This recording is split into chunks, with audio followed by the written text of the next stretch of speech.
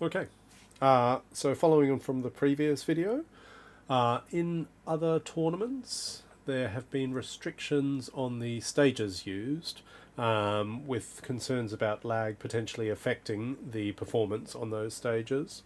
There has been some investigation as to how significant that impact is, but I haven't seen kind of a large scale investigation. And I figured my testing methodology potentially allows for some degree of investigation to that, although I'd certainly acknowledge some of the weaknesses inherent to it. So, given that I already had Guilty Gear and King of Fighters set up for testing, I went on to have a look at the different stages used in the game. I guess the first thing to say, and this might be a criticism that people will make, whether I acknowledge it or not, is that I'm only looking at how the command history responds to a simple command. So if the concern is that the stages lag when, complicated things are going on, large visual effects are occurring, then this isn't really designed to find that. I guess the opposite is true. If there were input lag when very simple things were happening, then I think input lag when more complicated things were happening would presumably be inevitable. So we can at least rule out the worst case scenario. I would suggest that, if people can replicate input lag occurring, they should be able to show this by dropped frames or repeated frames in their capture. And potentially everyone has the possibility or the opportunity and ability to do that with the built-in PlayStation 5 game capture. So we can think of this as a baseline. Okay. So as we said, we had a look at Guilty Gear on the PlayStation 4, running on the PlayStation 5. The version that we should compare to then is the PlayStation 5 version, because we've accepted that it's reasonable to run it on this. So 42.1 milliseconds, and when we come back to KOF in a second, 68.78. 42.1, 68.78. So, sorry for the key tapping. I've gone through all of the Guilty Gear stages. The one thing I didn't do was wall break and then go down and continue on, although hopefully that doesn't cause any additional problems. Kind of skipping through the stages here, you can see that within about 0.1 of a millisecond, they're all pretty close. So again, 500 trials for almost all of them. I think there was at least one where there was a dropped frame, and so we ended up just having to cut the trial slightly short. I don't know whether this is the game.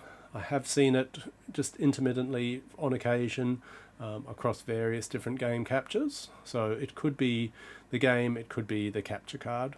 I guess the thought would be if it's one frame out of some 3,000 or so, and it didn't seem to be anything particularly different was happening, then hopefully that's not a meaningful difference. And kind of stopping it short there, until that point, the input lag looked to be much the same as any other trial.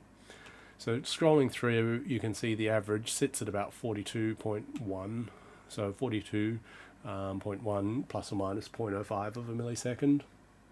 So based on that, I don't think there should be any restrictions on stages used for Guilty Gear Strive. They all seem to be, within 100 microseconds of each other, which is fine.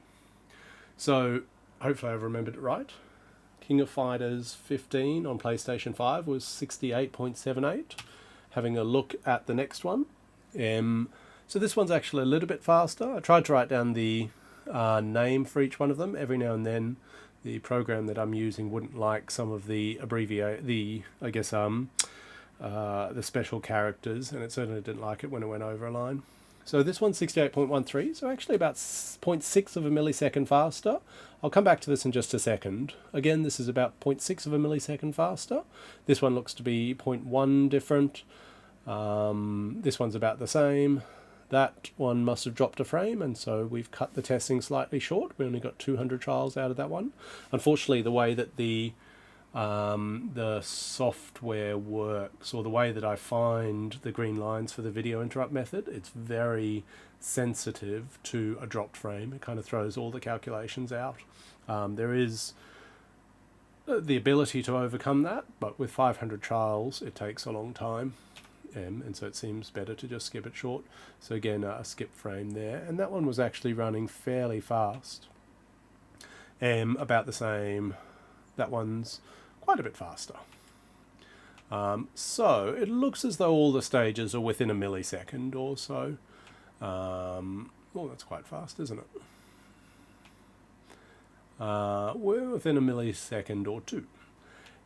One of the things I noticed though, so if you just look at, oh, there we go, we're all the way through. If you look at, I'll go back to the one that shows it the most explicitly. These ones are both pretty fast. So if you look at the start of the input lag, especially on this one here, so this was 65, which was markedly faster. But if you look at the trials as they go from the left to the right, so from that 0 mark heading towards the right for the light blue lines, what is interesting is there's kind of an upwards trend and then it settles. And so what I've been able to determine is that it seems as though when you start a stage, the input lag is actually slightly lower. I didn't realize this at the time. I've only kind of noticed it when I've gone back to look at my results, and I've gone back and done a couple of other tests that seem to confirm that this is what's happening. I did it also with the animation to show that it wasn't just a command history issue, because the command history for King of Fighters is a little bit funky when it's drawing it at the top of the screen, when it's the first time drawing numbers there. And it does indeed seem to show it for the animation, but the animation's harder to display because you can't do 10 commands in a second because there's a recovery animation. So you end up doing 1 command per second. To my eye, it looks as though for the first maybe couple of seconds, 3 seconds or so, there's an improved input lag. And indeed, when you break it down, it's actually going between just below 50 milliseconds and 66, and then later on it settles more like, I think it was like 60 to 77 or so, averaging at that 68.77, 75. Yeah, like 60 to 76 or so, which was interesting. And so I think that the reason this occurred was KOF's got a lovely way that you can quickly skip between stages in training.